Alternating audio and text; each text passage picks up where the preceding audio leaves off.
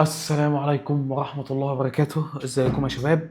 دي تالت مرة اصور فيها الفيديو، ويعني قسما بالله انا ما طالع بره السكريبت. اولا انا مش عالم، انا مش دكتور، انا مش مختص بشكل علمي في اي مجال من المجالات اللي انا بتكلم فيها، ولا اي علم من العلوم اللي انا بتكلم فيها. انا مجرد انسان مر بشوية مشاكل وشوية مواقف، ما حبش يحطها وتبقى شماعة بيلوم عليها كل حاجة بعد كده بتحصل له. قرر ان هو هيروح يفهمها من منظور علمي ومن منظور عملي وواقعي وعربي مصري بتاعنا، بعيدا طبعا عن كلام التنمية البشرية والهجص ده كله. انا سجلت الفيديو دوت مرتين قبل كده، بس كل مره برتجل حاجه مش بقتنع بيها، فانا هلتزم بالسكريبت كالمعتاد. انت مش محتاج تشوفني، انت محتاج تسمعني بس. الحاجه الوحيده اللي هحب ارتجلها في الاول، الموضوع النهارده الى حد ما صياغته انا مش ملطفها عشان نحاول ننشط مخنا في ان احنا نفهم. فانا مش محتاج منك وعيك الكامل، انا محتاج منك ادراكك بس، فتقدر تسمعني وانت بتعمل اي حاجه مش متطلبه منك جهد ذهني. الحلقه اللي فاتت احنا اتكلمنا عن المغالطات المنطقيه، الا وهي الحاله اللي بتخلينا نقتنع بحاجه غلط. بس في سؤال ابعد من كده كان ناقصنا، وعشان كده محتاجين نجاوب عليه دلوقتي. قبل ما نعرف ان حجه او شيء معين غلط، لازم اصلا نفهم ازاي نستدل عليه، وايه هو الاستدلال الصح. يعني ازاي بالظبط بنوصل من معلومه لنتيجه. والحقيقه ان عقلنا بيستخدم طريقتين مختلفين تماما عشان يوصلوا لاي استنتاج، وكل طريقه ليها قوتها وليها برضه نقاط ضعفها. واحده بتدينا يقين كامل لو استخدمناها صح، والتانيه اساس كل العلم والخبره، بس مستحيل تديك يقين 100% مهما استخدمتها كويس. النهارده احنا ان شاء الله هنفهم الاتنين دول، هنشوف تجارب علميه حقيقيه بتوضح ازاي بيشتغلوا وليه بنغلط فيهم اصلا، وهنشوف اننا فعليا بنستخدمهم كل يوم في حياتنا العاديه. بس الموضوع مش حكر على الفلسفة أو قرارات مصيرية. فخلينا نبدأ بأقدم شكل منظم للاستدلال اللي بقى أساس المنطق الرسمي لحد النهاردة، ألا وهو الاستدلال الاستنتاجي. ده معناه إننا بنبدأ بقاعدة عامة ونطبقها على حالة معينة، فمن هنا نقدر نوصل لنتيجة مؤكدة يقينا، بشرط إن القاعدة والمقدمات تبقى صح. المثال الكلاسيكي اللي هنا واللي أول من صاغه بالشكل ده هو الفيلسوف اليوناني أرسطو من أكثر من حوالي 2300 سنة. قال: كل إنسان فان، سقراط إنسان، إذا سقراط فان. من هنا نقدر نلاحظ حاجة مهمة جدا، ألا وهي إن لو المقدمتين الأولين صح فعلا، النتيجة مش ممكن تبقى غلط أبدا. ديت بتبقى أقوى ميزة في الاستدلال الاستنتاجي. كل إنسان فان، سقراط إنسان، أدي المقدمتين، النتيجة منها إذا سقراط فاني.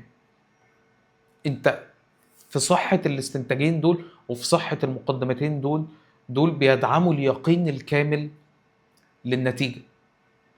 بس تاني لازم يكون المقدمات نفسها صحيحة.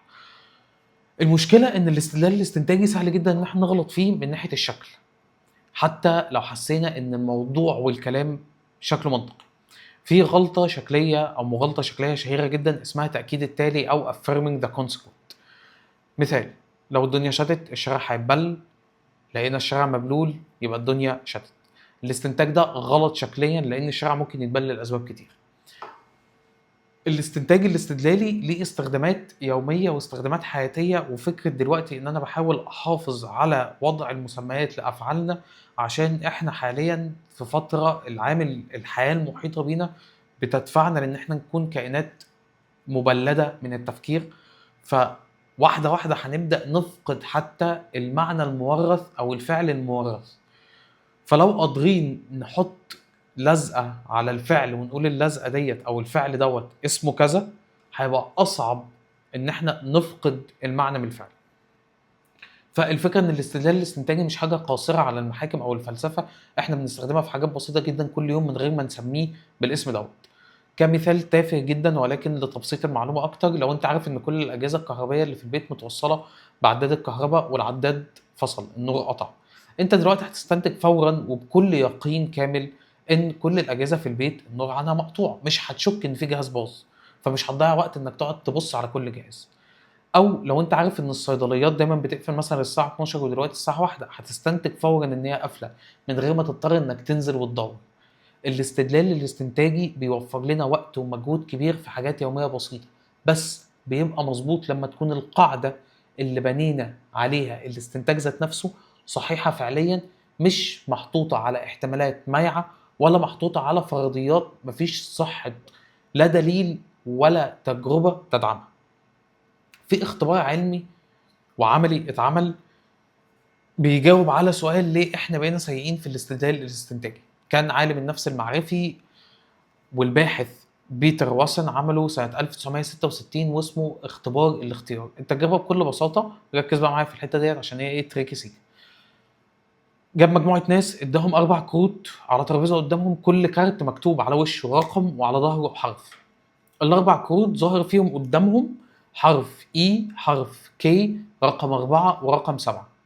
وفي قاعدة بسيطة، لو وش الكارت حرف متحرك زي الاي يبقى لازم يكون على الوش التاني رقم زوجي. والمطلوب منك ان ايه الكروت اللي لازم تقلبها عشان تتأكد ان القاعدة ديت صح او غلط بأقل عدد ممكن من الحركات. تاني، قدامك ترابيزة عليها 4 كروت، حرف اي، حرف كي، رقم 4، رقم 7. انت عارف ان كل كارت عليه رقم وحرف. القاعدة بتقولك ان لو على وش الكارت حرف متحرك زي الاي يبقى لازم على الوش التاني رقم زوجي. اللي مطلوب منك ايه هي الكروت اللي لازم تقلبها عشان تتأكد ان القاعدة دي صح او غلط بأقل عدد حركات ممكن. الإجابة الصح هي انك هتقلب كارت اي عشان تتأكد ان وراه رقم زوجي، وكارت 7 عشان تتأكد انه ملوش حرف متحرك وراه، لان لو كان وراه حرف متحرك يبقى القاعدة اللي اتقالت لك في الاول غلط. المفاجأة كانت ان معظم الناس بيختاروا يقلبوا كارت اي وكارت 4، بيدوروا على تأكيد القاعدة مش نفيها. النتيجة اللي توثقت في التجربة ديت ان حوالي 10% بس من المشاركين قدروا يحلوا المسألة صح من اول مرة. ليه بقى الموضوع ده مهم؟ لان بيوضح لنا ان مخنا وهو بيحاول يحل مسألة منطقية بحتة بيميل اكتر لانه يأكد المعلومة اللي عنده اكتر من انه يدور على نقدها او نفيها. فالدرس المستفاد هنا او من التجربة واسون ديت ان في حاجات يومية بسيطة جدا لما تحط لنفسك قاعدة او خطة، زي لو نمت بدري هصحى فايق، بدل ما تدور على الايام اللي اكدت القاعدة دي، الايام اللي انت نمت بدري فيها فصحيت فايق فعلا، حاول تدور على الحالات النقيضة او اللي بتكسر القاعدة دي. يوم انت صحيت فيه فايق من غير ما تنام بدري، يبقى هنا هتدرك ان النوم ليه عامل تاني. نفس المنطق ده ينفع في أي متابعة شخصية بسيطة، عادة، رياضة، نظام أكل. حتى لو أنت بتحاول تلاحظ مزاجك وتلاحظ حالتك النفسية، بدل ما تجمع أدلة تثبت فرضيتك، جمع أدلة تثبتها وأدلة تكون منافية ليها عشان يبقى عندك أكبر قدر من الرؤية الممكنة ليها. ولكن إيه اللي بيحصل لما الإيمان بيهزم المنطق؟ هنا بيحصل حالة اسمها التحيز الاعتقادي. في تجربة تانية مهمة جدا في نفس السياق عملها مجموعة باحثين بقيادة جوناثان إيفانز سنة 1983، ونتيجتها اسمها التحيز الاعتقادي في الاستدلال أو البليف بايس. فكرة التجربة إنهم قدموا للمشاركين حجج استنتاجية نفس شكل كل إنسان فان سقراط إنسان، بس بعضها كان شكليا صحيح لكن نتيجته غير منطقية على أرض الواقع، وبعضها كان شكليا غلط لكن نتيجته منطقية ومقبولة اجتماعيا. النتيجة هنا أو نتيجة البحث دوت إن كان نسبة كبيرة جدا من المشاركين حكموا على صحة الحجة بناء على مدى تصديقهم للنتيجة، مش بناء على صحة الشكل المنطقي نفسه. يعني لو النتيجة حلوة ومنطقية في نظرهم قالوا الاستدلال صح، حتى لو شكليا كان في حاجة غلط وواضحة. ولو النتيجة غريبة أو مش مقبولة فبيقولوا إن الاستدلال ذات نفسه غلط حتى لو شكليا كان سليم. لو هناخد مثال مباشر على الموضوع دوت، لو جيت قلت لك ان كل النباتات بتحتاج ميه والورد نبات يبقى الورد محتاج ميه، احنا تمام، انت هتوافقني. ليه؟ مش بس لان الشكل صح لكن عشان كمان النتيجه معقوله. لكن لو الاستدلال شكله سليم بالظبط بس ادى لنتيجه غريبه، زي كل اللي بيشرب ميه بيعطش والنباتات بتحتاج ميه يبقى النباتات بتعطش، هتحس ان في حاجه غلط مع ان الشكل المنطقي مطابق تماما للمثال الاول. والمشكله الحقيقيه في المقدمه نفسها مش في الشكل. الفايده اليوميه من فهم التحيز الاعتقادي بسيطه جدا. قبل ما تحكم على اي كلام حد بيقوله منطقي او مش منطقي، محتاجين نسال نفسنا سؤال بسيط جدا: هل انا بحكم على الشكل ولا بس عاجبني او مش عاجبني، عجباني او مش عجباني النتيجه.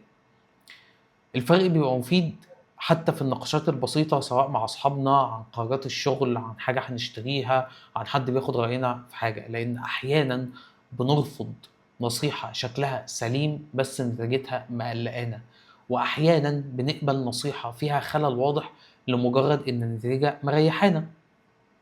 اشهر جمله بتاعت وعسى ان تحبوا شيئا وهو شر لكم، وعسى ان تكرهوا شيئا وهو خير لكم. فده اللي بيحصل لنا.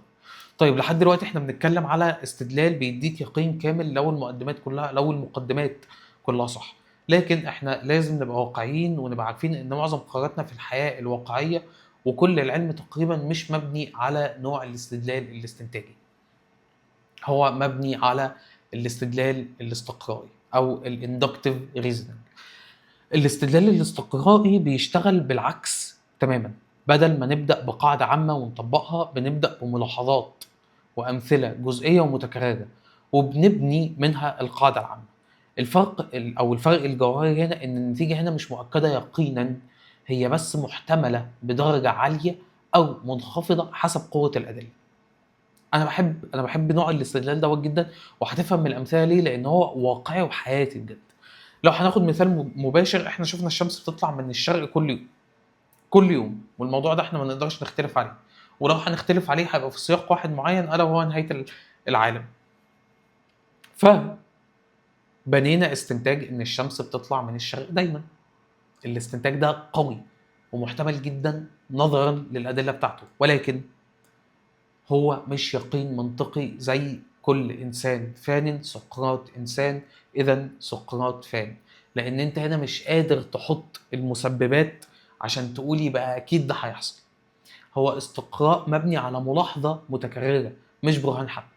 هنا بالضبط بيجي دور أشهر إشكال فلسفي في تاريخ المنطق، ألا وهو مشكلة الاستقراء. دي طرحها الفيلسوف الاسكتلندي ديفيد هيوم في كتابه رسالة في الطبيعة البشرية سنة 1739 يا مؤمن. سنة 1739 في بني آدم سأل سؤال، يعني أتمنى نبدأ نسأل أسئلة زي دي. احنا بنفترض ان الشمس هتطلع بكره لانها طلعت كل يوم فات، بس السؤال هنا ايه اللي بيضمن ان المستقبل هيكون زي الماضي؟ احنا دلوقتي متاكدين ان مستقبل الشمس زي ماضيها، ان هي هتطلع من المشرق. ايه اللي يثبت لنا كده؟ هتطلع من الشرق. ايه اللي يثبت لنا كده؟ الاجابه الوحيده المتاحه ردا على السؤال ده، لان كده كان بيحصل دايما في الماضي. بس دي نفسها حجة استقرائية بتستخدم استقراء عشان تبرر استقراء. انت ما عندكش دليل واقعي، وده استدلال دائري. يعني مفيش اي طريقة منطقية بحتة تقدر تثبت ان الاستقراء هيفضل صادق في المستقبل. احنا بس بنثق فيه لانه نجح معانا قبل كده.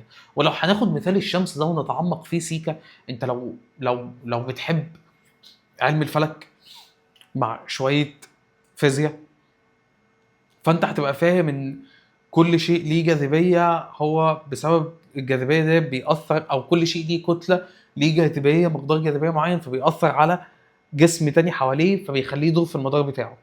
فاحنا زمان كنا معتقدين ان الكون كله بيلف حوالين الارض، بعد كده ادركنا ان لا، احنا بنلف حوالين حاجه. بعد كده ادركنا ان في حاجه كمان بتلف حوالينا الا وهي القمر، واحنا بنلف حوالين الشمس. بعد كده ادركنا ان احنا مش ثابتين لان احنا بنلف حوالين حاجه. فانت اصبحت عندك الارض بتلف حوالين نفسها، وبتلف حوالين الشمس، والشمس ذات نفسها بتلف حوالين حاجه. فانت لما تيجي تحاول حتى تثبت الموضوع فيزيائيا ان ده هيفضل بيحصل، هتلاقي عندك ادله تانية فيزيائيه واحتمالات تانية فيزيائيه بتقول لك لا، ان احنا ممكن بسبب يعني احداث معينه، مش عايز اقلب الموضوع محاضره فيزيائيه وفلكيه، بسبب احداث معينه ممكن يحصل العكس. بس المهم، الاستخدام العملي اليومي للاستدلال الاستقرائي لو هنبسطه ان هو اصلا الطريقه اللي بنتعلم بيها معظم حاجات حياتنا العاديه. كمثال، لما تلاحظ ان كل مره بتاكل فيها اكل تقيل بالليل بتنام بتكوس او بتصحى مش فايق، انت هنا بنيت استقراء بسيط جدا من تكرار الملاحظه. وبتاخد قرار بناء عليه. لما تحس ان صاحبك ده دايما بيرد على رسائلك بسرعه، ده برضه استقراء من نمط متكرر. انا كنت هضيف حته في السكريبت هنا، ببدا اربط التشوهات السلوكيه والادراكيه والمعرفيه وعلاقتها بالاستدلال، بس حسيت ان انا هبقى بزود على عقلك جهد في فهم معلومه. بس اتمنى ان انت لو كنت شفت السلسله بتاعه التشوهات المعرفيه تبقى بدات تشوف احنا ازاي نقدر نصلح الدنيا. فتاني، صاحبك دايما بيرد عليك بسرعه، فده استقراء من نمط متكرر بتبني عليه توقعك للمره الجايه. المشكله مش في استخدام الاستقراء، احنا مضطرين نستخدمه في كل حاجه تقريبا من غير ما نلاحظ. المشكله اننا احيانا بننسى انه احتمالي مش مؤكد، فبنتفاجأ لما الاستثناء يحصل، بالظبط زي الديك الرومي و هنفهم ليه الديك الرومي كمان شويه. دلوقتي بعد ما فهمنا الاثنين، تعالى نشوف سوا كل ده مرتبط بالحلقه اللي فاتت ازاي، كل ده مرتبط بالموضوع اللي فات ازاي. لو فاكرين اتكلمنا عن مغالطه التعميم المتسرع، بناء حكم عام من عدد قليل جدا من الامثله. دلوقتي اصبح واضح عننا ان ده اصلا اساءة استخدام الاستدلال الاستقرائي. بدل ما نبني الاستقراء على عدد كافي ومتنوع من الملاحظات، بنبنيه على عينة صغيرة وغير ممثلة. وبرضو اتكلمنا على الاستدلال الدائري، وده اصلا اساءة استخدام الاستدلال الاستنتاجي. بدل ما نبدأ بمقدمة مستقلة عن النتيجة، بنخلي النتيجة نفسها جزء من المقدمة، فبيبقى الشكل فاضي من غير محتوى حقيقي. يعني علميا كل المغالطات اللي شفناها في الحلقة اللي فاتت هي أعطال بتحصل في واحدة من الطريقتين دول، إما استنتاج بشكل غلط من مقدمات ممكن تكون صح، أو استقراء متسرع من عينة مش كفاية. فهم الاستنتاج والاستقراء مش موضوع منفصل عن المغالطات، ولكن هو أصلا الأساس اللي المغالطات كلها بتتكسر عليه. برضو حاجة تانية لازم نبقى فاهمينها، إن الاستنتاج أو التفكير الاستنتاجي مش غريزة، هو مهارة. نقطة أخيرة قبل ما نقفل التفكير الاستنتاجي المجرد، هو مش حاجة بنتولد بيها جاهزة، هي قدرة بتتطور مع العمر. عالم النفس السويسري جان بيجيه في أبحاثه اللي بدأها من الأربعينات ولحد الستينات وصف إن الطفل أو إن الأطفال بيوصلوا لمرحلة اسمها مرحلة العمليات الصورية أو الفورمال اوبريشن ستيج من حوالي سن من 11 أو 12 سنة. ودي بتبقى أول مرحلة بنقدر فيها ككائنات حية نتعامل مع استدلال مجرد بعيد عن حاجة ملموسة قدامنا، زي فكرة أو حل مسألة إن س بتساوي صاد، صاد بتساوي عين، فإذا س بتساوي عين، من غير ما يكون عندنا أمثلة محسوسة أو عند الأطفال ديت أمثلة محسوسة. النقطة ديت مفيدة عمليا لسببين. الأول إن قدرتنا على الاستدلال المجرد ممكن تتقوى وتتعزز بالتمرين زي أي مهارة تانية، مش حاجة ثابتة اتحددت من الطفولة وخلاص. ثانيا إن في لحظات بنرجع فيها نفكر بطريقة محسوسة وأبسط حتى وإحنا كائنات أصبحت بالغة جسديا وعقليا. فلما بنكون مرهقين أو متضايقين بنميل أكتر إن إحنا نفكر بشكل أبسط وأقرب لردود الأفعال. مش قادرين نستخدم كامل قدرتنا على الاستدلال المجرد لان احنا منهكين. لو حسينا ان احنا مش قادرين نفكر صح في موقف معين، ممكن السبب مش ان احنا مش قادرين اصلا نفكر، ولكن ان احنا دلوقتي تحت ضغط وتحت تعب. فالحل ان احنا نأجل القرار المهم لحد ما نرتاح، مش ان احنا نحاول نجبر نفسنا ان احنا ناخد قرار في اللحظة اللي احنا مش قادرين فيها نستدل ونمنطق الامور صح.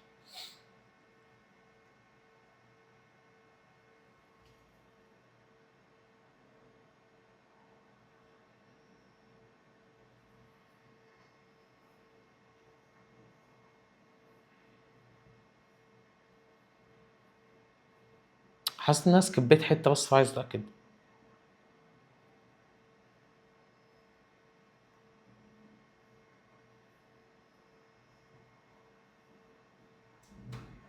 اوكي، انا مش هعيد تسجيل الفيديو دوت، احنا هنكمل كده. كان في حته في الاستدلال الاستقرائي فعلا انا سقطتها، فخليني اعيد الحته دي.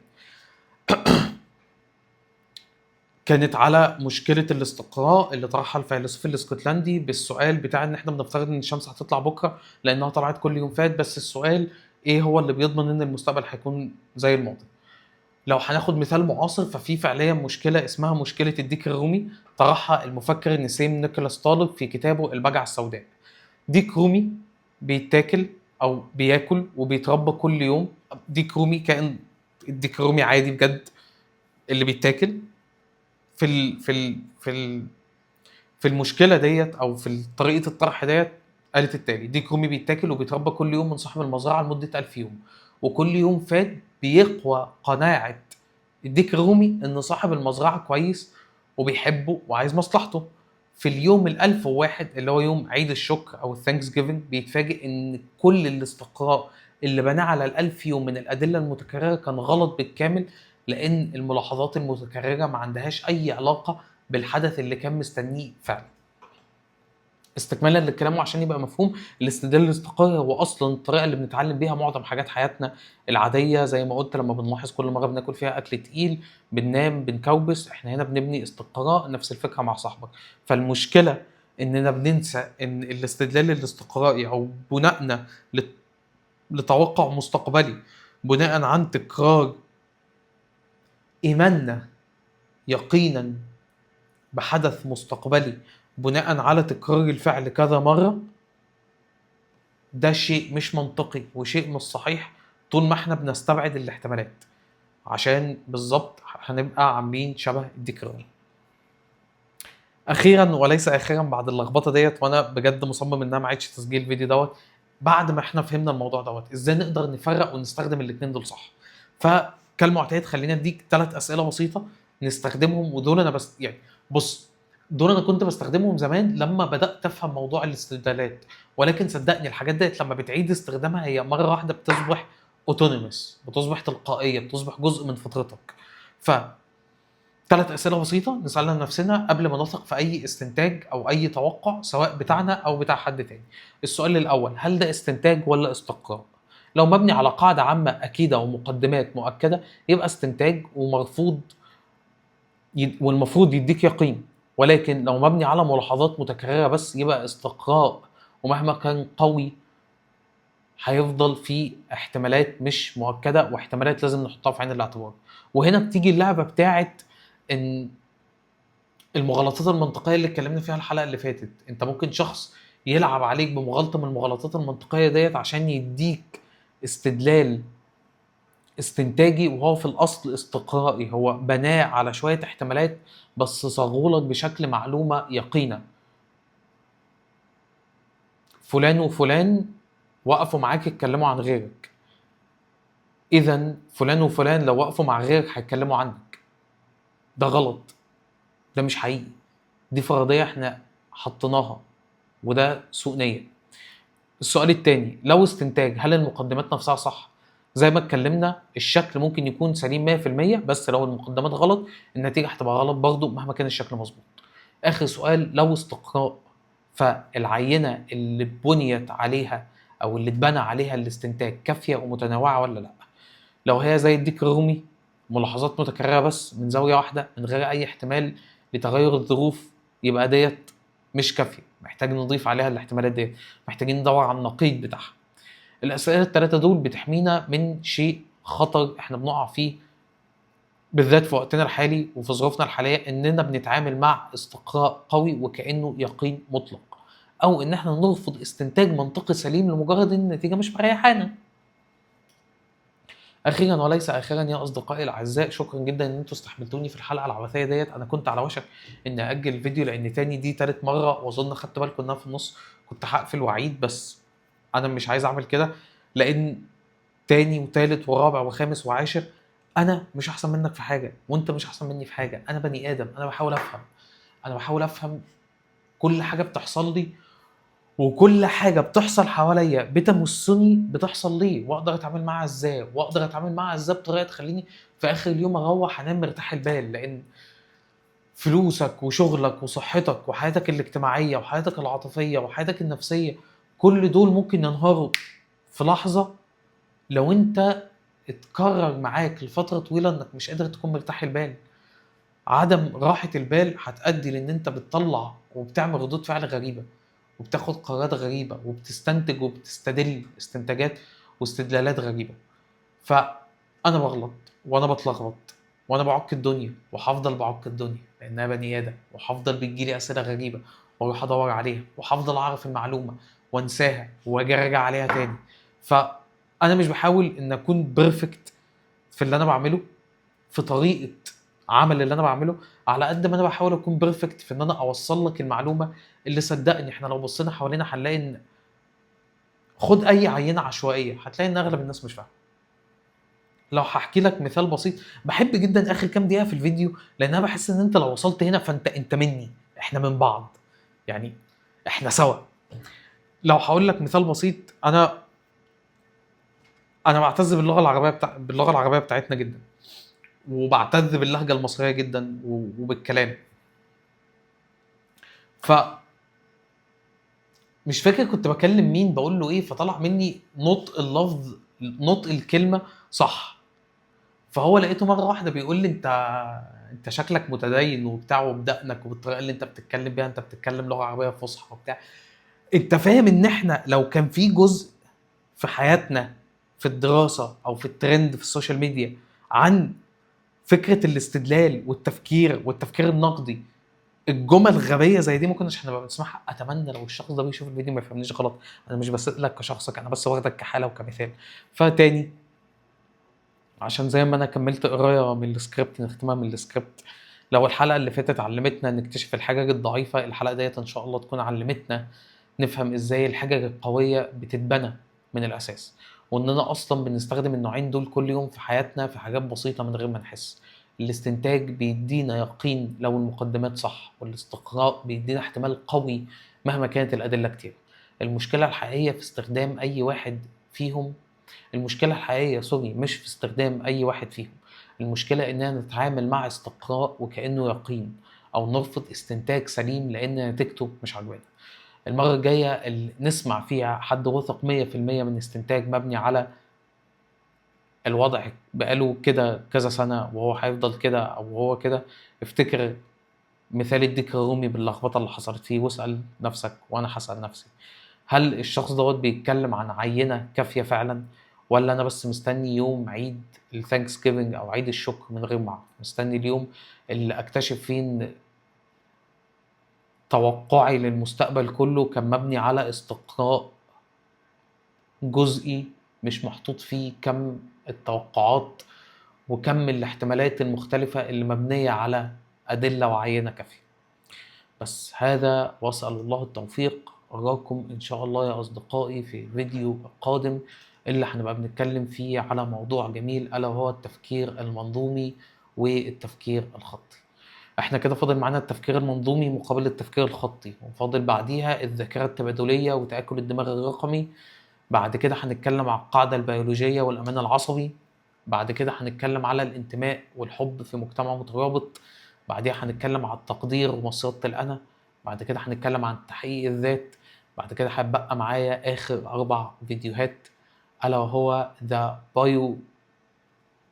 The Biopsychosocial Model أو تشريح الإنسان. بعديهم The Full Functioning Person من كارل روجرز أو الشخص كامل الوظيفة.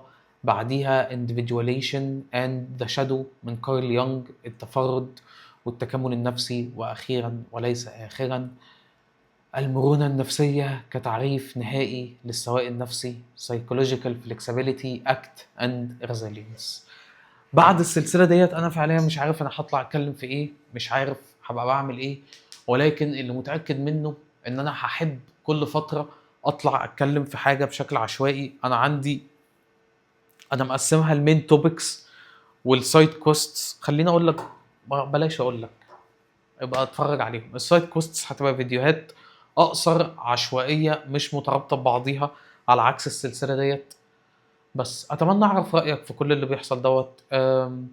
هبقى سعيد جدا حقيقة من يعني، والكلام اللي هقوله لك دوت نابع من إنسان لإنسان. هبقى سعيد جدا لو أنت تعرف أي حد ممكن يكون مهتم إن هو يسمع الكلام دوت، تبعت له الكلام دوت ونتناقش كلنا في الكومنتات. بس والسلام عليكم ورحمة الله وبركاته.